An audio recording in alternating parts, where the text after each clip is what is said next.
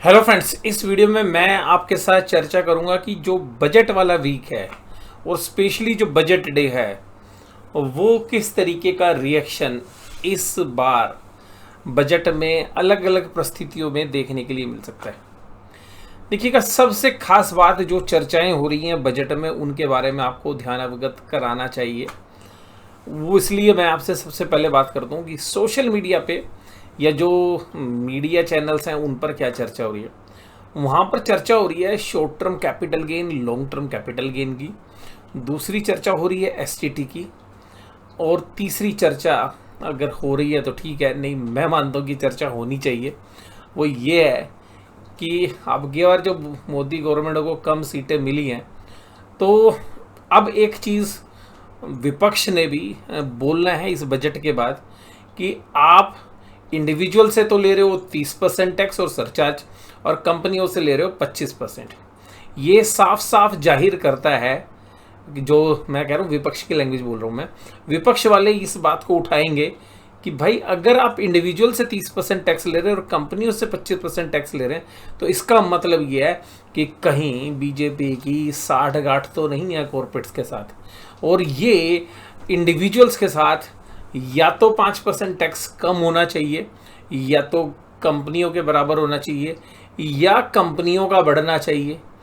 तो अगर इंडिविजुअल्स का घट जाता है, मान लेते हैं कि 5% इंडिविजुअल्स का जो हायर टैक्स स्लैब है वो घट जाता है, जिसकी संभावना बहुत कम है। तो अगर होता है ऐसा, बजट के अंदर एक चीज़ माहौल बनेगा, एक अच्छी खासी लिक्विडिटी इंडिविजुअल्स के पास आएगी तो बाजार शायद अच्छा रिएक्ट करे। दूसरी बात है कि कंपनियों का अगर 5% बढ़ जाए या इवन 2% भी बढ़ जाए तो फिर ये एक बहुत बड़ा नेगेटिव हो सकता है। तो ये बात आपको ध्यान रखनी है कि अगर कॉर्पोरेट इनकम टैक्स बढ़ता है तो ये एक बड़ा सेटबैक हो सकता है। कॉर्पोरेट इनकम टैक्स क्यों बढ़ सकता है वो रीज़न मैं आपको बता रहा हूँ, हालांकि उसके चांसेस कम है क्योंकि सरकार जो है प्रो इंडस्ट्री है और जिस तरीके से पीएलआई स्कीम्स दे रही है तो शायद सरकार जो है इस तरीके के टैक्स इंक्रीज ना करे। बट मेरा राय ना इससे कहीं कुछ और जुदा है।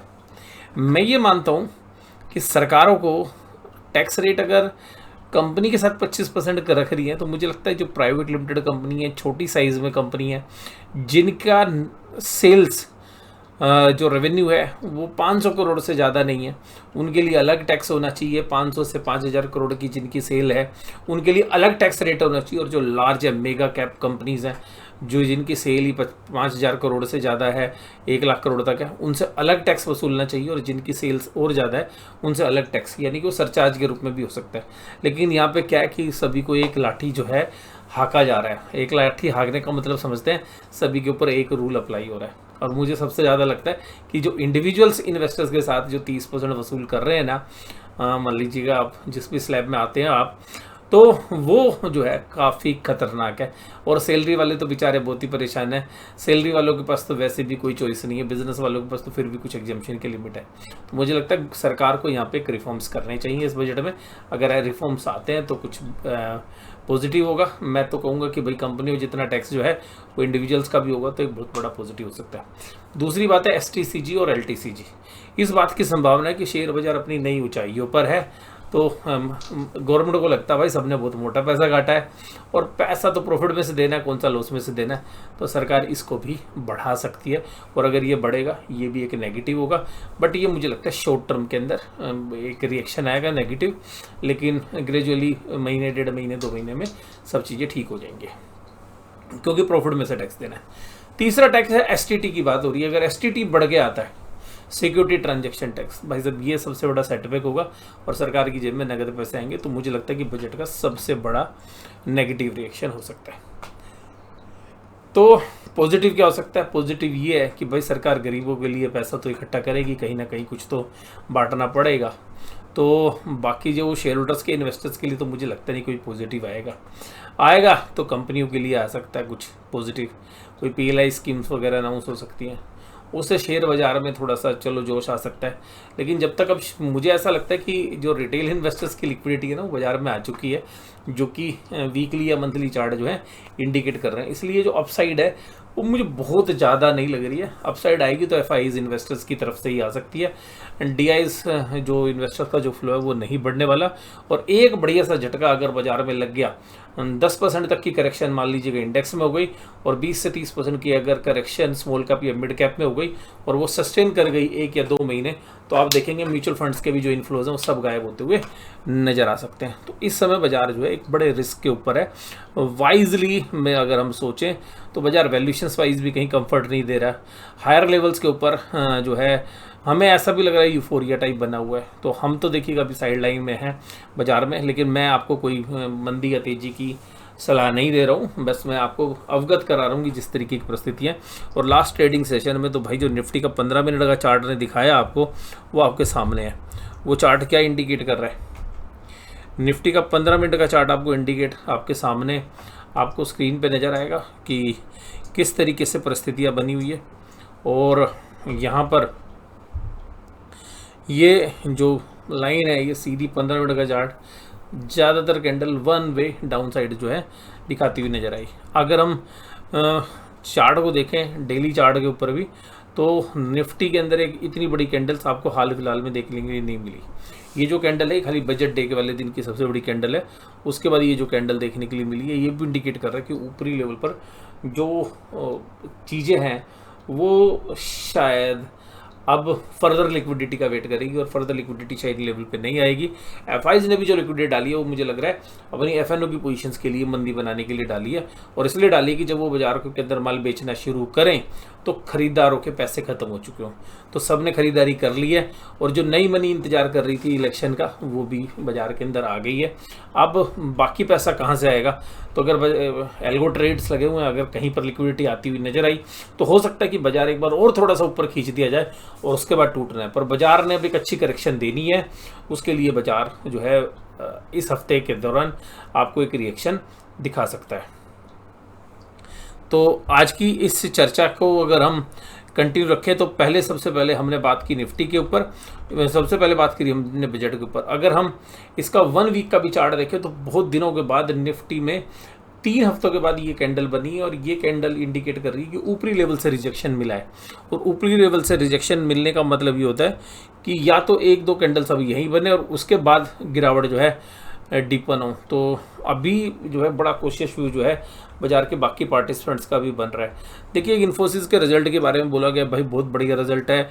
जो एडीआर था वो भी 8% चला था, लेकिन सब कुछ ऊपर जाके सेल हो गया। तो इन्फोसिस भी वो तेज़ी नहीं बरकरार रख पाया। हालांकि आज की डेट में कंजम्पशन जो स्टॉक्स हैं उनमें एक अच्छी बाइंग देखने के लिए मिल रही है। एफएमसीजी और आईटी के अंदर हम देखें तो कुछ बाइंग है, लेकिन मुझे लग रहा है कि ये भी जो एफएमसीजी वाला जो गेम है वो भी शायद ऐसे उतने सस्ते नहीं है एफएमसीजी के शेयर्स कि एक बाइंग आए। बट हाँ, एक टेक्निकली जो है HUL ITC जैसे शेयर्स कुछ समय के लिए होल्ड ऊपर कर सकते हैं। रिलायंस के रिजल्ट भी मैं आपसे चर्चा कर रहा हूँ, कोई खास रिजल्ट आए नहीं है मेरे हिसाब से, तो खराबी रिजल्ट है। सीमेंट में भी कुछ पॉजिटिव आउटकम नहीं आ रहा, अल्ट्राटेक में भी हमने देखा। HDFC के बैंक के फ्लैट रिजल्ट थे। कोटक के बैंक में डी ग्रोथ थी ऑपरेशनल प्रॉफिट में, हालांकि उन्होंने एक इन्वेस्टमेंट बेच के अपने EPS को काफ़ी अच्छे से बढ़ा दिया, बट अल्टीमेटली कोटक के बैंक भी रिजल्ट खराब ही थे। एडवांस डिक्लाइन भी नीचे की तरफ आ चुकी है। अगर हम बाकी चर्चा करें निफ्टी बैंक की, तो निफ्टी बैंक ने टूटने के लिए तैयार नहीं हो रहा है। हालांकि निफ्टी बैंक वीक तो हो रहा है लेकिन टूट नहीं रहा। लेकिन जैसे ही निफ्टी में वीकनेस आएगी बैंक निफ्टी भी क्रैक कर जाएगा। और ये देखिएगा ये 15 मिनट की कैंडल्स, हालांकि निफ्टी ने बंद होते होते काफ़ी देर तक जो है 15 मिनट की जो कैंडल्स हैं लो बनाने के बाद अपने आप को संभाल लिया, हालांकि निफ्टी में वीकनेस जारी रही।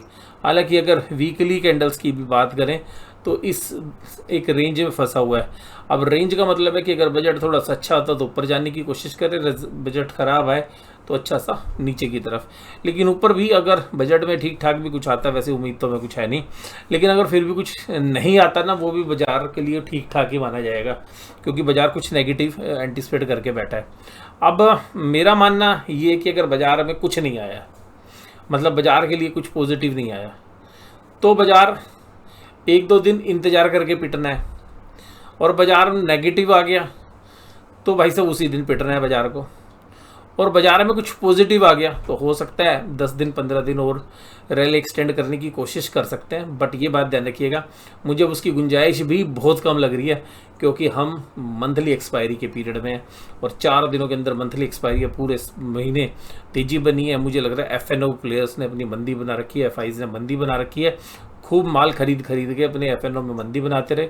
जो माल पूरे महीने भर खरीदा है वो अगले 4 दिनों के अंदर ऑफलोड कर दिया जा सकता है।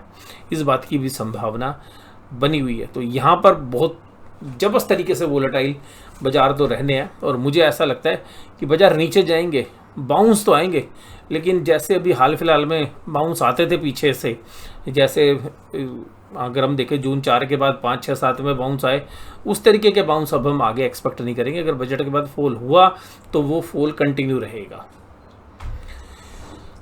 मंथली चार्ट के ऊपर भी हालांकि एक डोजी टाइप ऑफ कैंडल है, तो ये कोई बहुत बड़ा इंडिकेशन नहीं है। बट हाँ, ये जिस तरीके की जबरदस्त ग्रीन कैंडल्स बनी थी, वो ग्रीन कैंडल बनने का जो समय है और जो स्थान है, वो टॉप के ऊपर इस तरीके की छोटी कैंडल ये बताती हैं कि ऊपरी लेवल पर अब रिजेक्शन की तैयारी हो रही है। बट ये कोई कंफर्म नहीं कर रही है यहाँ पे, ये भी बात ध्यान रखना है। बट जो बाकी जो शॉर्ट टर्म जो कैंडल्स हैं वो इंडिकेट जरूर कर रही हैं। तो अब हमें जो बजट में जो आउटकम लग रहे हैं वो सब मैंने आपके साथ डिस्कस कर ली है, किस तरीके से हमें फील हो रहा है। और बजट में आप क्या उम्मीद करते हैं ये भी ज़रूर कमेंट बॉक्स में बताइएगा। मुझे ऐसा लगता है कि जो रेलवेज़ के, डिफेंस के, शिप बिल्डिंग के जो शेयर्स हैं वो यूफोरिया के अंदर ऐसी अनाप शनाप वैल्यूशंस पे ट्रेड कर रहे हैं। वहाँ पर मुझे लग रहा है कि इलेक्शन वाले दिन अच्छी जो है खबरें आएंगी, लेकिन अच्छी खबरों के बाद भी शायद वो शेयर अच्छे से क्रैक करें उसके बाद भी, क्योंकि ये वैल्यूशन शायद जस्टिफाई नहीं होती हैं।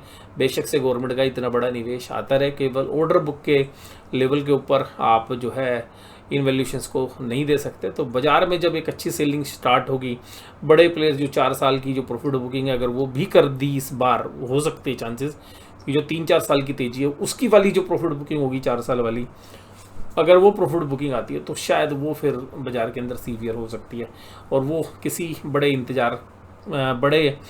का इंतज़ार कर रहा है। मैं खाली ये नहीं कहूँगा कि खाली बजट से कुछ होगा। बजट के अंदर से एक शॉर्ट टर्म वीकनेस बनेगी, 5 दिन की, 10 दिन की, 15 दिन की बन सकती है, लेकिन जबरदस्त वीकनेस बन सकती है अगर इंटरनेशनली भी प्रॉफिट बुकिंग जारी हो जाती है। तो अल्टीमेटली ये बजट वाली जो करेक्शन होगी वो नॉर्मल करेक्शन की तरह होगी, फिर बाजार शायद नीचे से रिकवर करके आ जाए 10 दिन 15 दिन बाद। लेकिन अगर इंटरनेशनली भी मूड माहौल ख़राब हो गया तो फिर शायद ये प्रॉफिट बुकिंग काफ़ी ज़्यादा सीवियर हो सकती है।